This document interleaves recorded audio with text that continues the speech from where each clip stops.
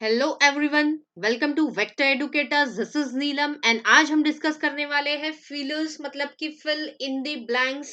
As you know this is very very important topic for all your upcoming SSC CGL CHSL या जितनी भी SSC से related exams है, सभी के लिए ये टॉपिक बहुत ज्यादा इंपॉर्टेंट है। तो बने रहिए मेरे साथ।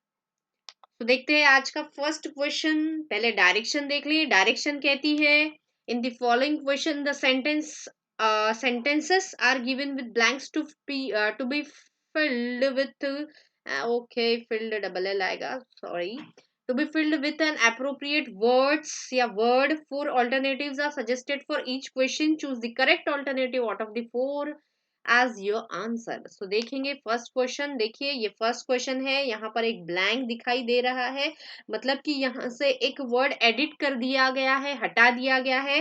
एंड जो वर्ड यहाँ से एडिट कर दिया गया है वो इन्हीं किसी में से एक है।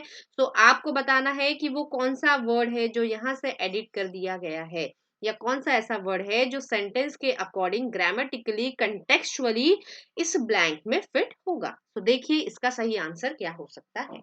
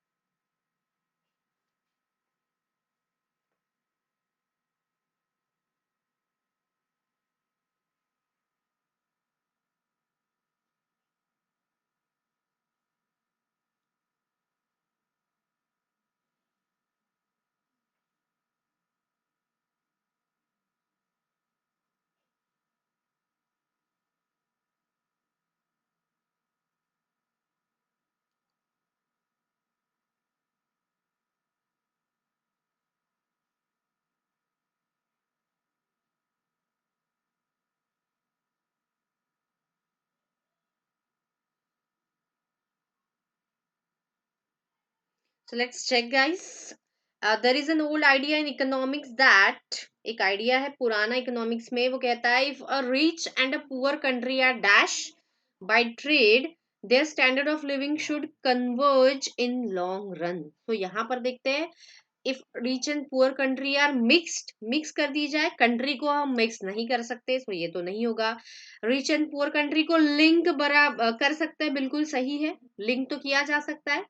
तो ये सही लग रहा है, लेकिन हमें नेक्स्ट ऑप्शन भी चेक करना जरूरी होता है। अवे अवे तो बिल्कुल फिट होगा नहीं, एंड मीटिंग तो बिल्कुल ग्रामेटिकली भी सही नहीं है। सो यहाँ पर क्या हो जाएगा, लिंक्ड। नेक्स्ट क्वेश्चन देखते हैं।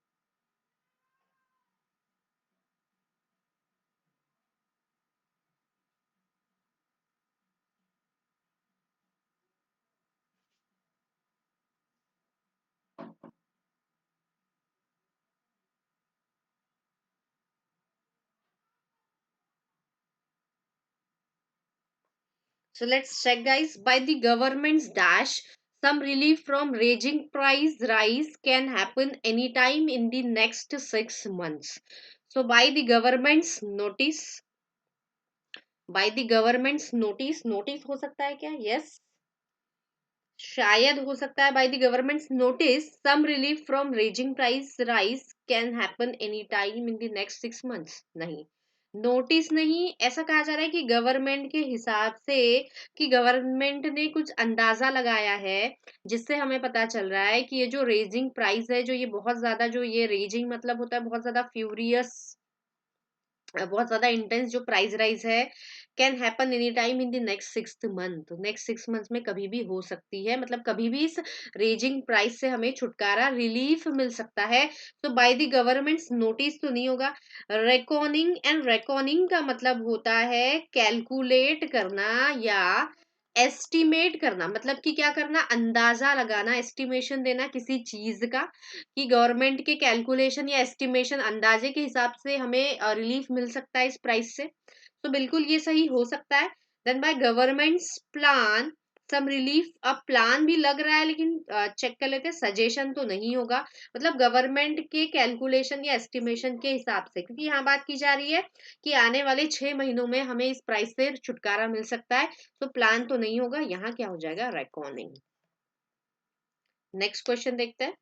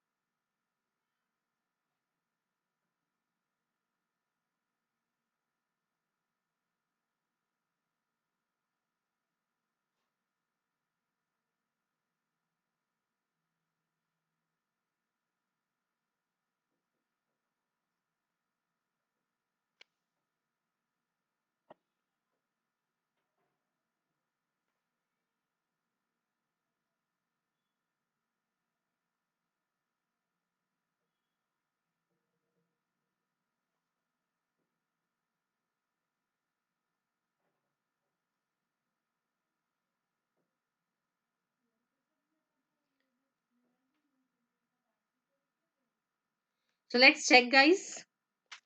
The criterion for judging a player should be his recent performances, but unfortunately the journalists are dashed to be carried away by earlier success. सो यहाँ पर देखेंगे जनरली, अब यहाँ पर देखेंगे प्रिपोजिशन टू आया है। एंड जब भी हम प्रिपोजिशन पढ़ते हैं, या हमेशा बताती हूँ कि जब भी कोई प्रिपोजिशन होता है, ब्लैंक के बाद कोई प्रिपोजिशन फॉलो होता है, तो इस प्रिपोजिशन के हिसाब से हमें देखना होता है कि इस प्रिपोजिशन के साथ कौन सा वर्ड फिट होगा। तो प्रोन टू, यस, प्रोन के साथ हमेशा टू आता है। एंड प्रोन टू का मतलब क्या होता है, लाइकली और लाइबल टू सफर फ्रॉम, कि कोई किसी चीज से सफर करने वाले हैं। जैसे मैंने कहा this area is prone to floods, कि ये जो एरिया है ना, यहाँ पर हमेशा फ्लड आते रहता है या कभी भी आ सकता है। तो इस तरीके से तो journalist are prone to be carried away by the earlier success. तो यस, ये ऑप्शन बिल्कुल सही हो सकता है।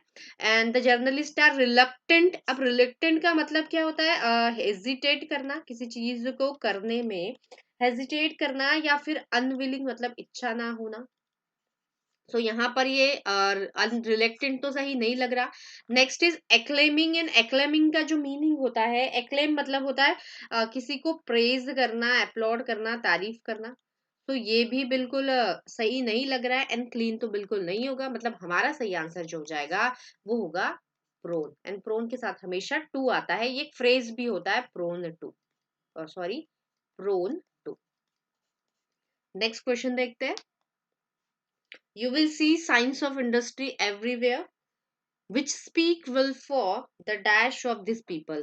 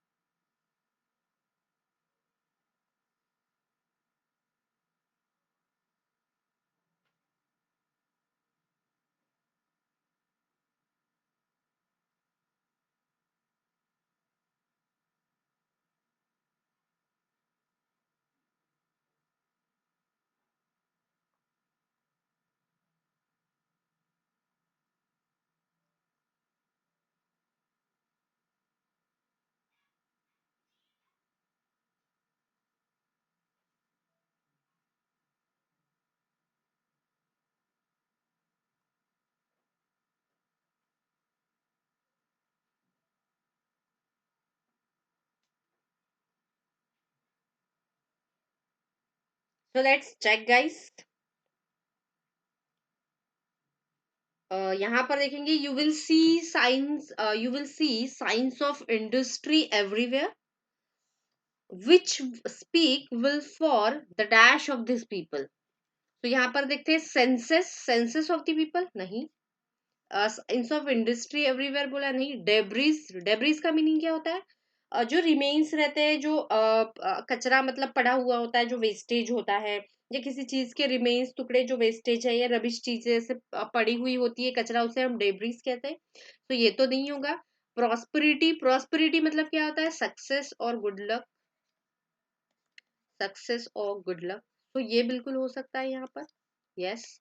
एक्स्ट्रावेगेंजा. एंड एक्स्ट्रावेगेंजा का मतलब क्या होता है? कोई परफॉर्मेंस या कोई शो या कोई एग्जीबिशन, इसे हम एक्स्ट्रावेगेंजा कहते हैं. सो ये भी ऑप्शन यहाँ पर फिट नहीं होगा. यहाँ पर सही आंसर होगा प्रॉस्पेरिटी ऑफ दिस पीपल. क्योंकि यहाँ बोला जा रहा है you will see science of industry everywhere, कि हर जगह आपको इंडस्ट्रीज के साइंस दिखेंगे, हर जगह इंडस्ट्री दिखेगी which speak will for the prosperity of this people. Next question देखते हैं.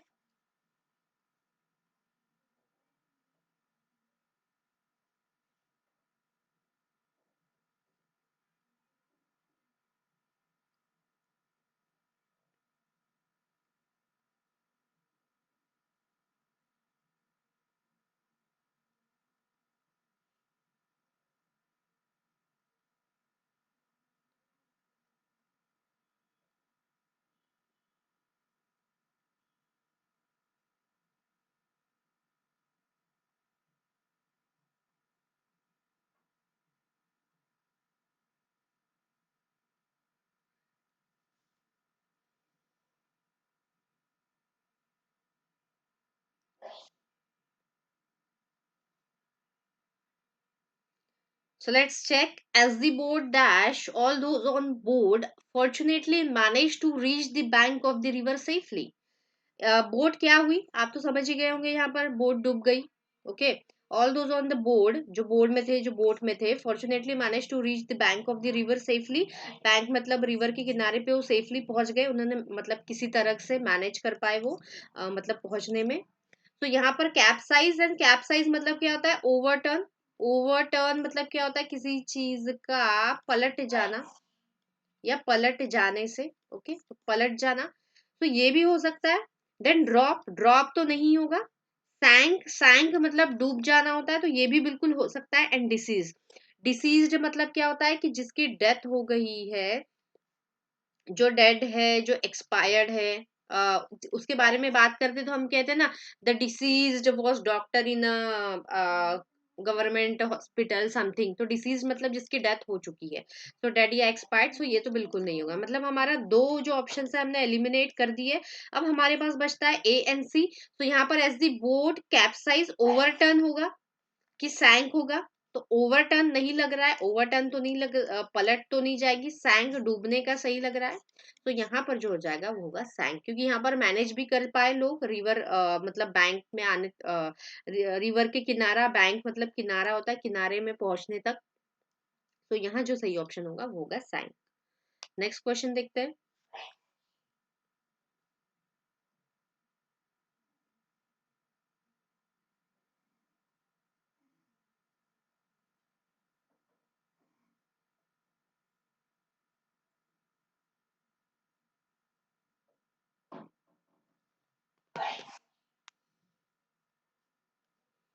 तो यहाँ देखेंगे many things have happened dash I met you last.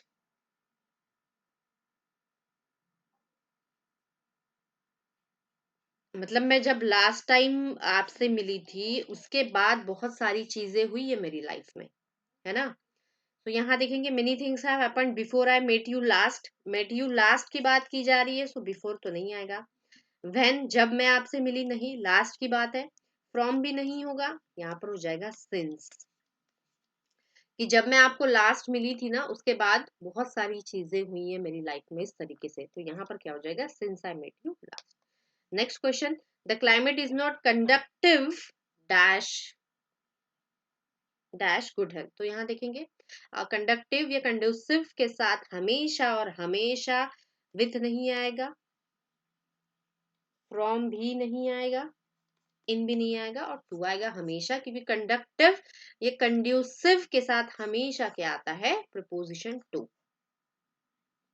Next question देखते हैं। Had you told me earlier I dash the meeting.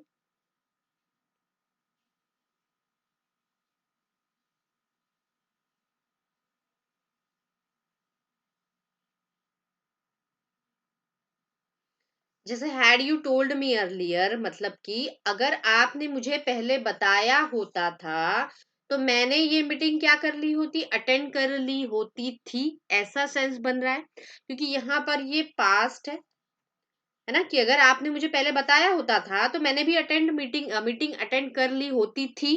तो यहाँ पर had you told me earlier I had attended the meeting, नहीं, आई हैव नहीं, attended नहीं, यहाँ आएगा वुड हैव अटेंडेड, कि मैंने भी कर ली होती थी। Next question.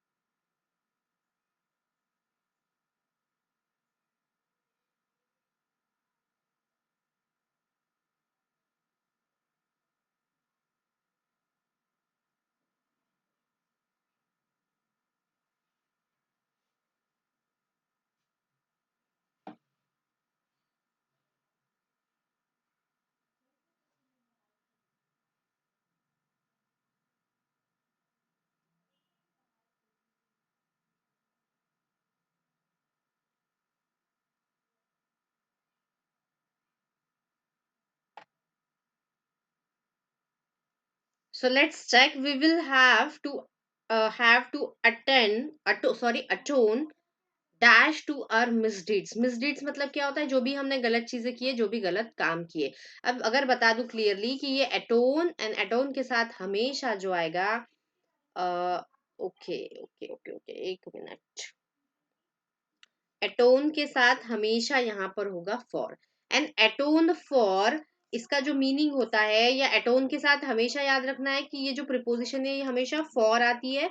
एंड एटोन मतलब क्या होता है, मेक अमेंड्स, या हम कह सकते हैं किसी चीज के लिए कॉम्पेंसेट करना। जैसे हमने यहाँ बोला जा रहा है कि हमारी गलतियां हुई है, तो हमें गलतियों के लिए क्या करना चाहिए, गलतियों के लिए हमें कॉम्पेंसेट करना है किसी से, मतलब अपोलोजाइज करके या सॉरी बोल के, तो उसे हम कहते हैं एटोन फॉर, इस तरीके से।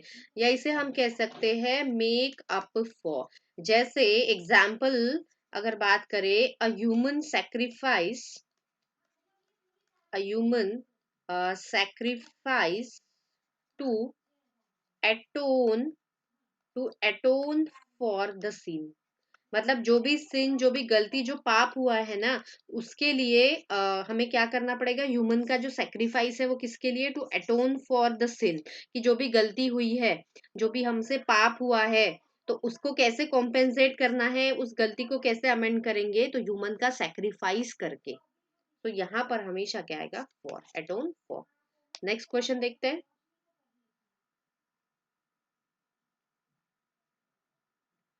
The candidates exposition was dash for its brevity and clarity. तो यहाँ पर देखेंगे क्या होगा सही आंसर।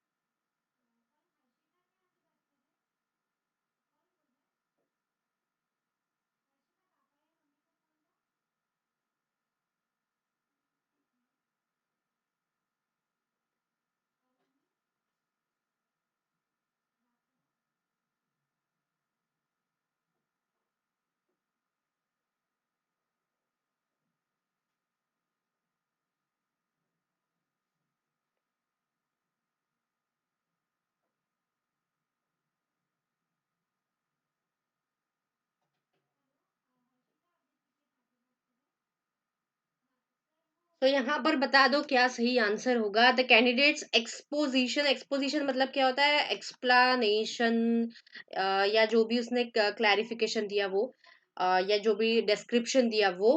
तो यहाँ पर exposition was dash for its brevity and clarity. तो यहाँ पर क्या हो जाएगा सही आंसर, कॉम्प्लीमेंट्री फॉर, कॉम्प्लीमेंट्री के साथ तो हमेशा टू आता है, ये तो ऑप्शन नहीं होगा, एंड कॉम्प्लीमेंट्री गलत है।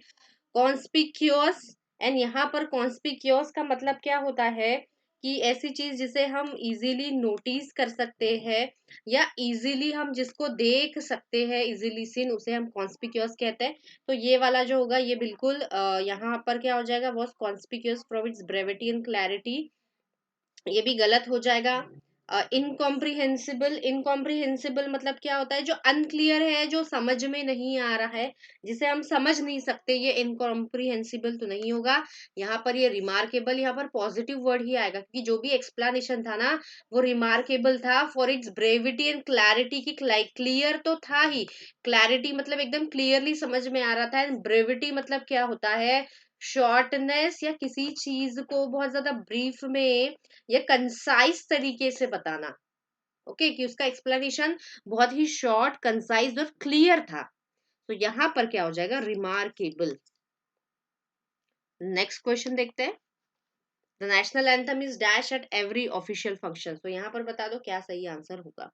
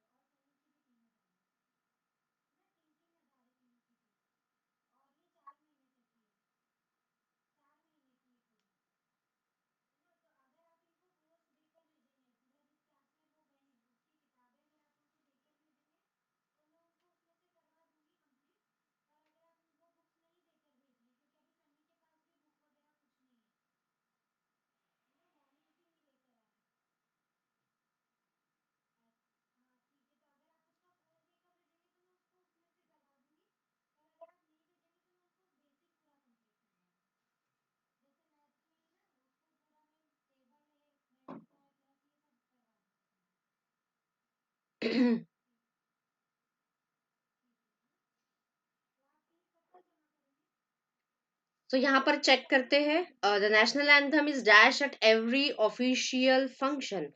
अटर, अटर मतलब क्या होता है, किसी चीज को बोलना या प्रोनाउंस करना। प्रोनाउंस या तो होता है स्पीक, तो स्पीक तो या प्रोनाउंस तो नहीं आएगा यहाँ पर। संग मतलब गाना, यस बिल्कुल हो सकता है। विस्पर, विस्पर मतलब क्या होता है, किसी के कान में जाके कुछ फुसफुसाना, तो ये तो बिल्कुल नहीं होगा। एंड चांट करना, चांट मतलब दोहराना, बिल्कुल नहीं होगा। तो यहाँ जो सही आंसर हो जाएगा वो होगा संग। नेक्स्ट क्वेश्चन देखते हैं। When Indians from the south move north, they find certain aspects of life quite dash from their own. तो यहाँ बता दो मुझे क्या आंसर होगा.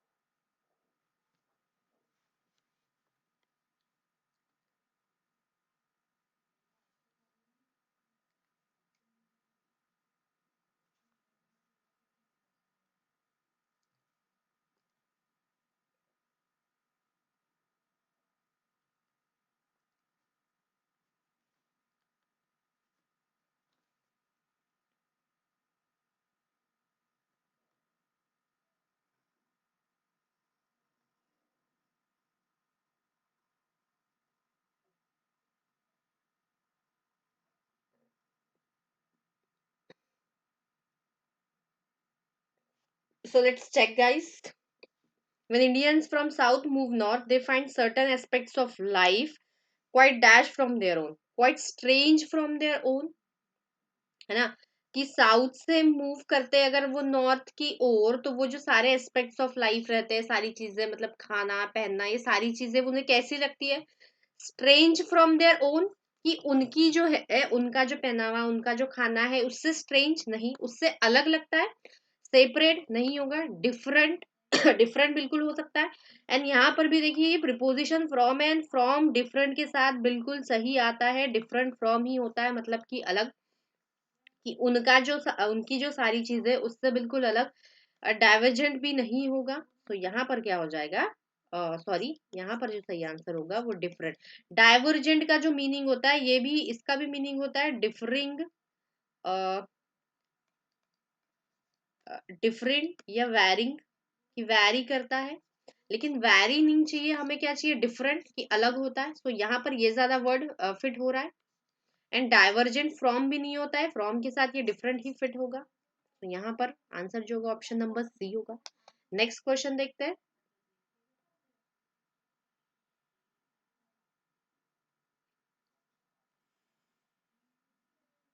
The farmers suffered because the monsoon did not arrive dash time. तो यहाँ पर बिल्कुल सही होगा. एट टाइम तो नहीं, बाय टाइम तो नहीं, ऑन टाइम. कहते हैं ना, you are on time, he is on time, बिल्कुल सही टाइम पर. एंड आफ्टर भी नहीं. नेक्स्ट क्वेश्चन देखते हैं. She fear that she dash. अब देखिए इसका सही आंसर क्या हो सकता है.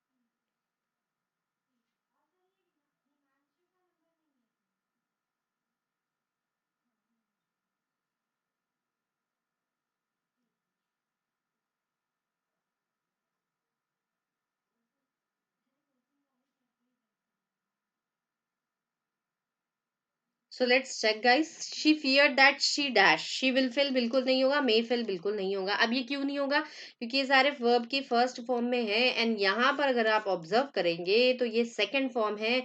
मतलब कि ये सेंटेंस पास्ट की बात कर रहा है. सो ये तो बिल्कुल नहीं आएगा. She fear that she might have fail, ये तो ऑप्शन ही गलत है, क्योंकि हैव के साथ हमेशा वर्ब की थर्ड फॉर्म आती है. फेल्ड होना था, तो ये तो ऑप्शन ही बिल्कुल गलत है. She would fail. कि विल का पास्ट टेंस आएगा, क्योंकि जब भी कोई सेंटेंस पास्ट में होता है, सारे वर्ब पास्ट में होते हैं. तो उसे डर लगा था कि वो शायद फेल हो जाएगी, ये पास्ट की बात है. सो यहाँ पर जो सही ऑप्शन होगा वो होगा वुड फेल. नेक्स्ट क्वेश्चन देखते हैं. By dash united struggle we may achieve success. तो यहाँ बता दो क्या ऑप्शन सही होगा।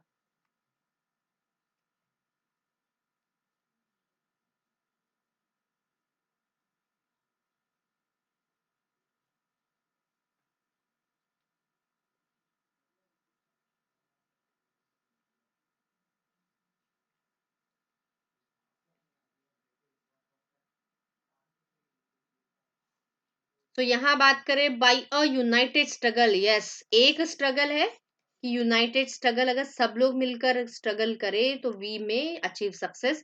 एंड तो बिल्कुल नहीं आएगा यहाँ पर, क्योंकि यहाँ जो प्रोनाउंसिएशन है ये यू का है, ये वाला जो यू होता है, भले ही यहाँ पर ही शुरू हो रहा है वॉवेल से, लेकिन हमें शुरुआत से नहीं, हमें इसका साउंड देखना होता है। एंड ये यू है तो यहाँ पर अ आएगा, जैसे कि यूनिवर्सिटी। तो यहाँ पर ये भी यू से है, ये वोवेल है यू, लेकिन फिर भी इसके बाद अ यूनिवर्सिटी आता है, एन नहीं आता है, क्योंकि प्रोनाउंसिएशन यू से होता है, तो इसलिए ए आएगा, एन तो बिल्कुल नहीं आएगा। एंड द कोई पर्टिकुलर बात ऐसी कुछ की नहीं जा रही है, तो यहाँ जो सही आंसर होगा वो होगा option number A. Next question देखते हैं।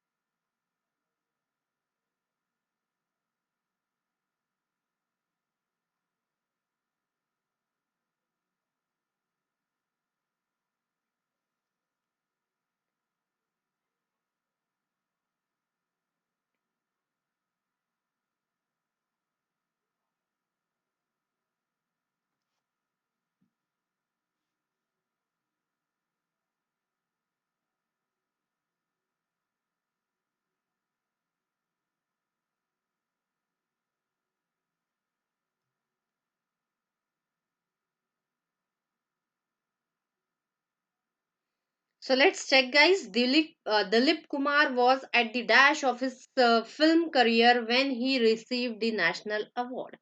तो यहाँ पर अगर बात करें ट्रो एंड ट्रो का जो मीनिंग होता है, इसका मतलब होता है the point of low activity, the point of low activity और achievement, the point of low activity और अचीवमेंट। ओके, तो यहाँ पर देखिए Dilip Kumar was dash at of his film career when he receive national award. तो नेशनल अवार्ड रिसीव करने की बात की जा रही है। तो यहाँ जो भी वर्ड आएगा वो तो पॉजिटिव कुछ अच्छा वर्ड आएगा, क्योंकि उसके सक्सेस की बात की जा रही है। तो यहाँ ट्रो तो नेगेटिव वर्ड है, क्योंकि यहाँ पर ये लो एक्टिविटी का लो अचीवमेंट मतलब ये नेगेटिव तरीके का वर्ड है। Next is apex, and apex का जो मीनिंग क्या होता है, highest point, highest point of achievement को हम कहते हैं अपेक्स। तो ये बिल्कुल सही होगा। नेक्स्ट वर्ड है नेडिर, एंड नेडिर मतलब अगेन जो होता है लोवेस्ट पॉइंट होता है किसी लोवेस्ट और अनसक्सेसफुल या मोस्ट अनसक्सेसफुल पॉइंट किसी सिचुएशन में। ओके, तो ये भी बिल्कुल नेगेटिव है, तो नैडिर तो बिल्कुल नहीं होगा। अपेक्स मतलब हाईएस्ट पॉइंट, देखिए ट्रो नेगेटिव था, लोएस्ट पॉइंट होता है। नैडिर लोवेस्ट पॉइंट बिल्कुल गलत होगा, क्योंकि यहाँ पॉजिटिव वर्ड आएगा, क्योंकि यहाँ सक्सेस की बात की जा रही है, नेशनल अवार्ड रिसीव करने की। एंड ग्रेटेस्ट तो नहीं हो सकता, क्योंकि यहाँ पर ये फिट नहीं होगा। Dilip Kumar was at the greatest नहीं, सपोज यहाँ पर पॉइंट वर्ड दिया होता तब ये सही होता, was at the greatest point of his film, लेकिन यहाँ पर ऐसा कुछ नहीं दिया हुआ है, इसलिए ग्रेटेस्ट भी यहाँ पर कैंसिल हो जाएगा। तो हमारा जो सही आंसर होगा वो क्या होगा, apex. Dilip Kumar was at the apex of his film career. तो यहाँ पर जो सही वर्ड फिट होगा वो होगा अपेक्स, मतलब अपने हाईएस्ट करियर के हाईएस्ट पॉइंट पे था, हाईएस्ट सक्सेसफुल पॉइंट पे था जब उसे नेशनल अवार्ड मिला। तो आई होप सारी चीजें क्लियर है। नेक्स्ट क्वेश्चन देखते हैं। The police didn't believe the victim as his story didn't dash.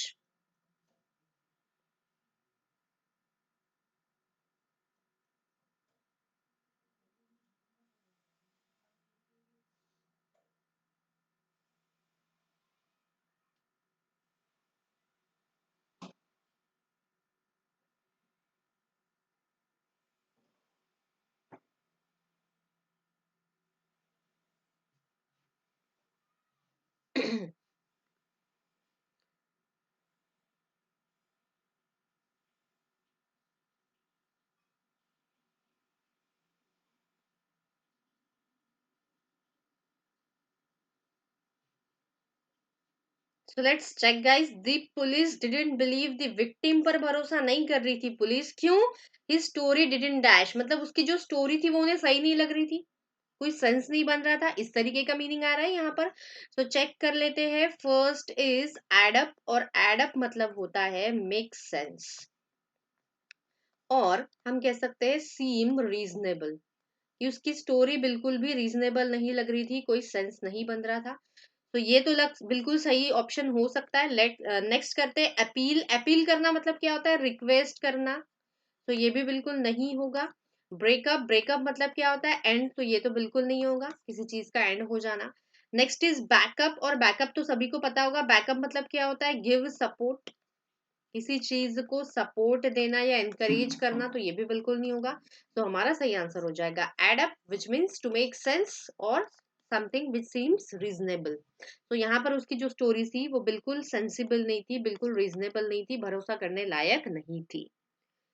Next question देखते हैं। The citizens first need to dash by the rules before they can demand something.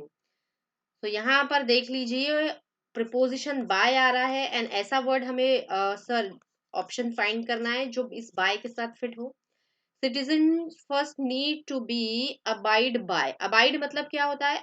किसी चीज को ओबे करना, फॉलो करना, या रेस्पेक्ट करना। रेस्पेक्ट बाय, रेस्पेक्ट के साथ कभी भी बाय नहीं आता, फॉलो के साथ भी बाय प्रिपोजिशन का यूज नहीं किया जाता है, ओबे के साथ भी नहीं, और ये अबाइड के साथ हमेशा और हमेशा बाय का यूज किया ही जाता है। You should abide by the rules, इस तरीके से। तो citizen first need to abide by the rules, तो सही ऑप्शन जो होगा वो होगा ऑप्शन नंबर 1। नेक्स्ट क्वेश्चन देखते हैं। Her attempt to dash her competitors backfired and cost her the title of her homecoming queen. तो देखिए यहाँ पर क्या हो सकता है।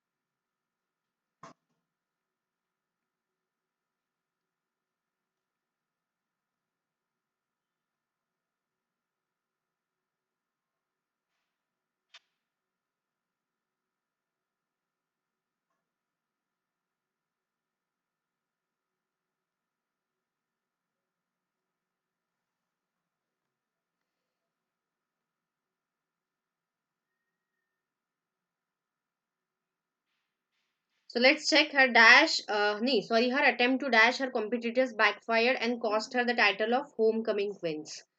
अब बैकफायर्ड कर दिया मतलब कि यहाँ पर कोई नेगेटिव तरीके का वर्ड आएगा, कि उसने उसके कॉम्पिटिटर्स के बारे में कुछ गलत बोला।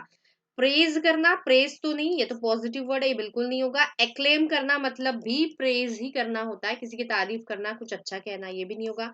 स्लैंडर मतलब होता है किसी के बारे में कुछ फॉल्स स्टेटमेंट देना, कुछ गलत बोलना, तो यहाँ पर ये स्लैंडर बिल्कुल होगा। Her attempt to slander her competitors backfired and cost her, उसकी कॉस्ट क्या देनी पड़ी, कि उसका नाम क्या हो गया, उसका टाइटल नेम, सब उसे क्या बोलने लग गए, होम कमिंग क्वीन। तो ये बिल्कुल सही होगा, यहाँ नेगेटिव वर्ड है ये, एंड कंप्लेन बिल्कुल नहीं होगा। तो यहाँ पर सही जो आंसर होगा वो होगा स्लैंडर। नेक्स्ट क्वेश्चन देखते हैं। Most countries have laws that dash texting while driving as it can cause accidents. कि ड्राइव करते समय अगर टेक्स्ट कर रहे हो, मतलब कि मैसेज टाइप कर रहे हो, मोबाइल यूज कर रहे हो, उसके वजह से क्या हो सकता है, एक्सीडेंट्स। तो देख लीजिए इसका सही आंसर क्या होगा।